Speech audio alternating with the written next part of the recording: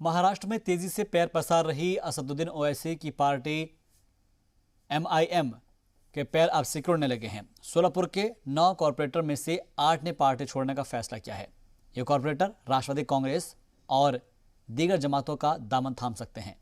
Report देखिए। महाराष्ट्र में AIMIM के बढ़ते असर को सेक्युलर पार्टियां वोट के बिखराव के तौर पर देखती है। सोलापुर में गुज़िश्ता लोकसभा इंतखाब में कांग्रेस के बड़े लीडर सुशील कुमार शिंदे की शिकस्त की एक वजह एमआईएम को बताया जा रहा है, लेकिन अब एमआईएम के 8 कॉरपोरेटर्स ने पार्टी से अलग होने का फैसला किया है, जिसे पार्टी आलाकमान का एरोगेंट बताया जा रहा है। अभी जो लोग नाराज है वो मेरे साथ आ रहे हैं। अभी महानगर पालिका में कुछ काम नहीं हो रहे, शहर में भी कुछ काम नहीं हो रहे, इसलिए ऐसे हमारे जो मेरे साथ जो नगर सेवक मुझे साथ दे रहे हैं। अब सब अभी फिलहाल तो सबका राय मशवरा लेकर सबके साथ हम एक होकर। इसमें दो राय नहीं कि एमआईएम सदर असदुद्दीन ओवैसी ने महाराष्ट्र में पार्टी को खड़ा करने में खासी मशक्कत की है।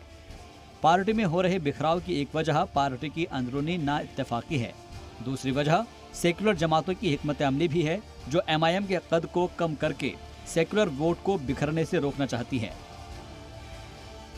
जी मीडिया के लिए पुणे से साजिद खान की रिपोर्ट।